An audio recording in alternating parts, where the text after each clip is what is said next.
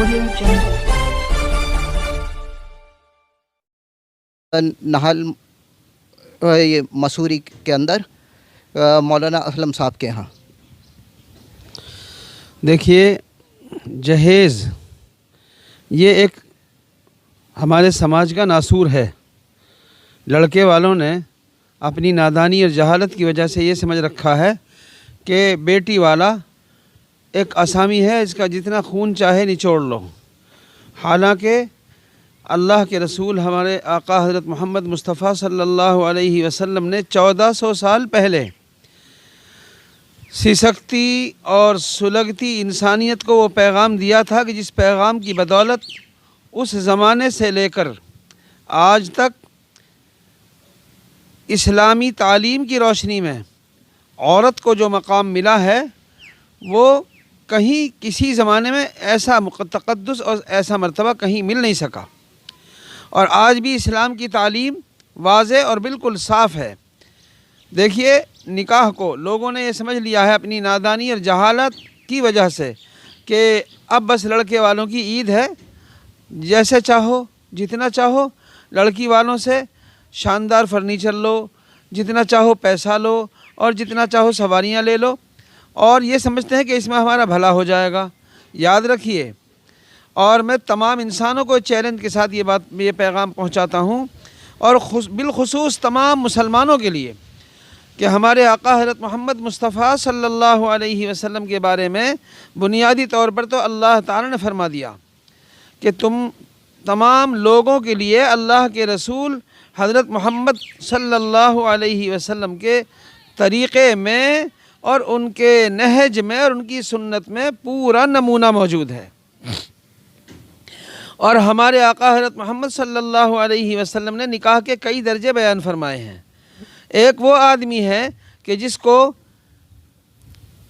کسی عورت کی طرف رغبت نہیں ہے، ضرورت نہیں ہے، طبیعت میں میلان نہیں اور تقاضا نہیں ہے، تو ایسے آدمی کے لیے تو اسلامی بنیاد پر حکم فرما دیا گیا کہ نکاح کی طرف مت جاؤ۔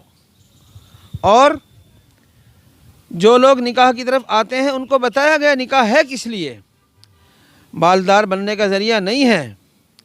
جو لوگ اس نکاح کو جہیز حاصل کرنے کا ذریعہ سمجھتے ہیں، یہ ان کی بڑی نادانی ہے۔ ہمارے آقا حضرت محمد مصطفیٰ صلی اللہ علیہ وسلم جو بلا شک و شبہ تمام سسکتے اور تڑپتے انسانوں کے لیے رہنما ہیں اور سچے رہنما ہیں، انہوں نے یہ بتا دیا تھا کہ جو آدمی کسی عورت کے مال کی وجہ سے نکاح کرے گا تو وہ آدمی مفلسی اور غربت میں بڑھتا چلا جائے گا۔ یعنی اگر نکاح کے وقت میں وہ 10 پیسے کا محتاج ہے اور مال کے لالچ میں اس نے نکاح کیا ہے تو اب وہ 20 پیسے کا محتاج ہوگا، اور اس سے اس کی مفلسی اور پریشانی بڑھتی چلی جائے گی۔ اور یہی وجہ ہے کہ آج مسلمان لڑکی والوں کو یہ سمجھتا ہے کہ بس لڑکی والوں کا کام ہے، وہی لڑکے کو تلاش کریں گے، وہی لڑکے کو خوش کریں گے، جبکہ ایسا کچھ بھی نہیں ہے۔ اور ہماری عقل اور ہماری سمجھ بوجھ کا یہ تقاضا ہے کہ بھئی جہاں سے میری نسل چلے گی، کہاں سے چلے گی نسل؟ میرا بیٹا ہے تو میرے بیٹے کو میں اپنی بیٹی تو نکاح میں دے نہیں سکتا، نہ سماج اس کی اجازت دیتا، نہ اسلام اجازت دیتا، وہ تو کہیں اور سے آئے گی، اور دور سے دور بھی، قریب سے قریب بھی چچا زاد بہن سے نکاح ہوگا۔ لیکن جہاں سے میرے بیٹے کی نسل چلنے والی ہے، اس آنے والی لڑکی کو میری نادانی یہ ہے کہ میں اپنے گھر کی چہار دیواری میں اس کو نوکر چاکر کا درجہ دینے کو تیار نہیں ہوں۔ انسانیت کا درجہ شرمسار ہو رہا ہے ہماری اپنی ذاتی بدعملیوں کی وجہ سے۔ گھریلو تشدد اور جنسی تشدد، ان سب کا سدباب جہیز کی لعنت سے توبہ کرنا، اور جو من مانی اور من گھڑت رسمیں بڑھا رکھی ہیں لڑکی والوں کے اوپر، جو بوجھ ڈالا جا رہا ہے، اس سب کو اتار کر ایک طرف پھینک دیں۔ آج ضرورت اس بات کی ہے کہ حکومت ایک زمانے سے کوشش کر رہی ہے، اور سمجھ بوجھ والے علماء اپنی ذمہ داریوں میں ہر اہم موقع پر یہ بیانات کر رہے ہیں اور سمجھا رہے ہیں، عمل سے دکھا بھی رہے ہیں کہ بھئی جہیز سے بالکل دور رہو۔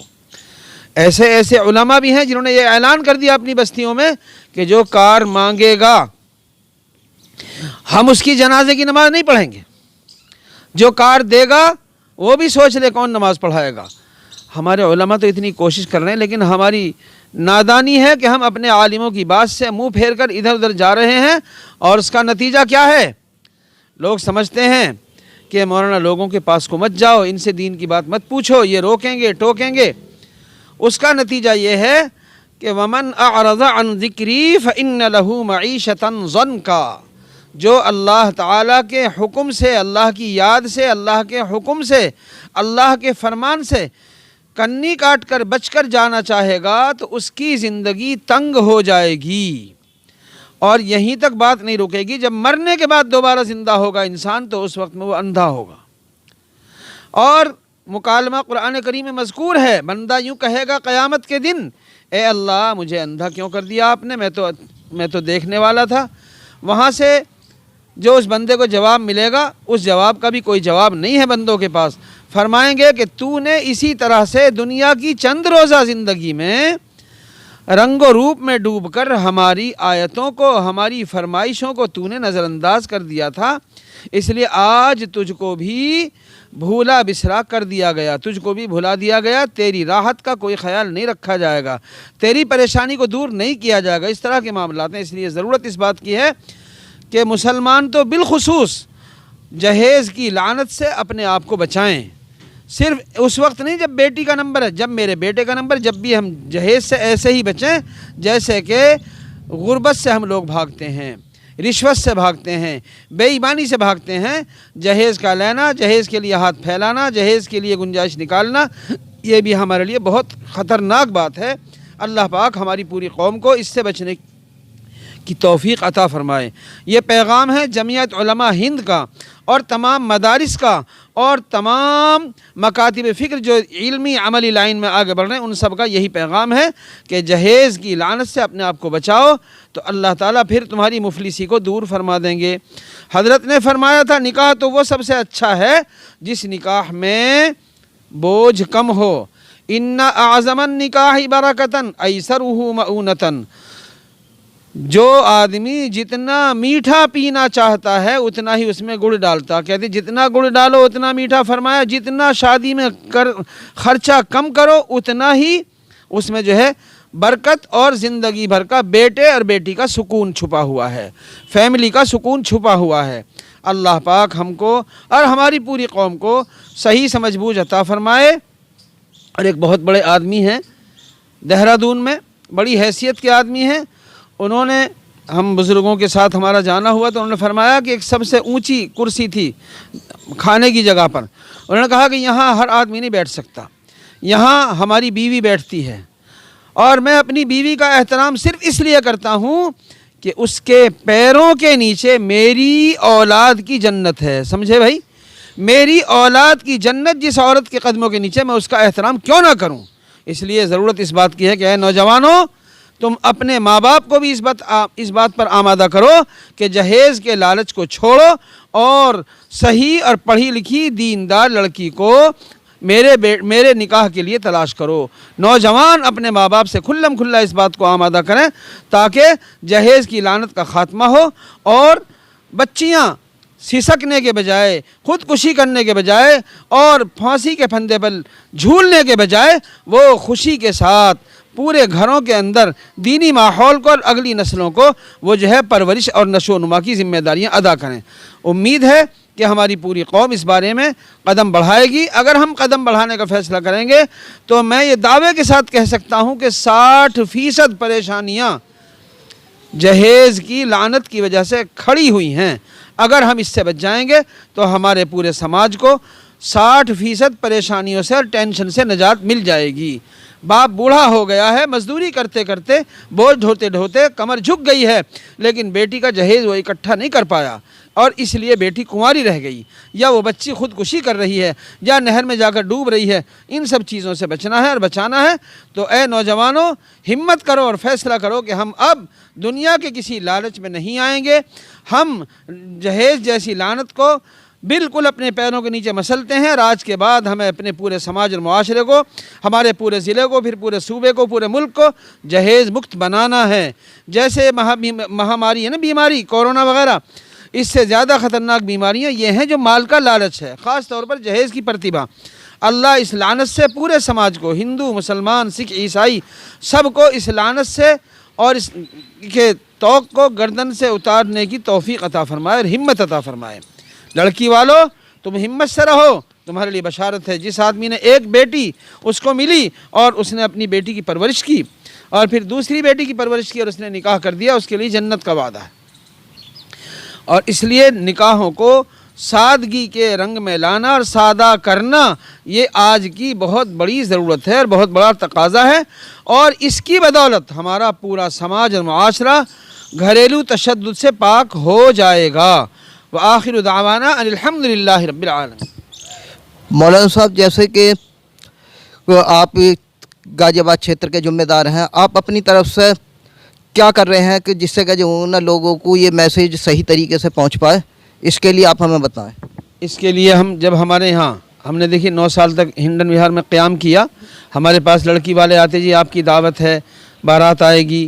لڑکے والے آتے، اکثر تو لڑکے والوں کی ہمت نہیں ہوتی بارات کی دعوت دینے کی۔ وجہ صرف یہی تھی کہ یار مولانا صاحب تو ڈانٹ دیتے ہیں۔ بھائی ہمیں ہپے کی ضرورت نہیں ہے، ہمیں اپنی قوم کی بچیوں کی آہ اور سسکیاں سنائی دیتی جن کی عمر ہو چکی ہے نکاح کی، اس لیے ان کا انتظار ختم ہو جائے۔ ویٹنگ میں بیٹھی ہوئی بچیاں ہماری، وہ بچی چاہے آپ کی ہو چاہے میری ہو، لیکن وہ میری قوم کی بچی ہے، میری اپنی بچی ہے۔ ہم نادانی کی وجہ سے ایسا کرتے ہیں، فلانے کی بیٹی کے ساتھ یہ ہو گیا، ارے فلانے کی بیٹی نہیں بھائی، وہ بھی میری بیٹی ہے، وہ بھی میری بچی ہے۔ جو یہ حالات ہوئے ہیں ابھی تازہ کہ خودکشی کے حالات ہوئے ہیں یا جہیز کی وجہ سے ستایا گیا ہے، وہ سب بچیاں میری اپنی ہیں، میری بہن ہیں اور میری بچیاں ہیں، میری بھتیجیاں ہیں، میری بھانجیاں ہیں۔ اس لیے ہم سب کے اندر یہ بیداری آئے۔ ہم تو اپنے نوجوان شاگردوں کو، دوستوں کو جن کا نکاح نہیں ہوا، ان کو اسی پر ابھارتے ہیں کہ بھائی نکاح کا مطالبہ رکھو اور شادی کا تو نام ہی چھوڑ دو، نکاح کرنا ہے بس۔ مولانا، اگر ہر مسجد کا امام ہر جمعے کو اگر یہ اعلان کرے تو اس کا میسیج ایک جو نا ہر آدمی کے گھر تک پہنچے گا، اس کے لیے آپ لوگ کیا کر رہے ہیں؟ اس کے لیے بھی ابھی بدھ کو، کل کو بدھ ہے، عیدگاہ شہر غازی آباد میں ایک مجلس رکھی گئی ہے۔ اس وقت کی جو عصری تعلیم ہے اس سے متعلق بیداری ہو، اور جو برائیاں مسلمانوں کے معاشرے میں پھیلیں ان سے مسلمانوں کو کیسے پاک صاف کیا جائے، اس کے لیے محنت کوشش ہماری موقع بموقع ہوتی ہے۔ کل کو صبح کو عیدگاہ شہر غازی آباد میں ایک مجلس شہر غازی آباد کے انڈر میں رکھی گئی ہے، جس میں حضرت مولانا خالد صاحب، حضرت مولانا اثر محمد صاحب اور مولانا علاء الدین صاحب، مفتی ظفر صاحب، حضرت مولانا مجتبیٰ صاحب مکی مسجد، یہ حضرات تشریف لا رہے ہیں اور یہ انتظام فرما رہے ہیں تاکہ مسلمان کسی طرح سے اس جہیز جیسی لعنت سے اپنے آپ کو اور اپنی بچیوں کو اور اپنے بچوں کو بچائیں۔ اور ہر جمعے میں اگر یہ بیان ہوگا تو اس کا بہت اچھا فائدہ ہوگا، بہت بہترین میسیج جائے گا، اور علماء موقع بموقع کہتے بھی ہیں۔ اللہ پاک تمام حضرات کو اس طرح متوجہ فرمائے۔ یہ تھے مولانا اسلم صاحب، سیر صدر جماعت علماء ہند، اور آپ دیکھ رہے ہیں آپ ابھی تک سے یاسین حسین۔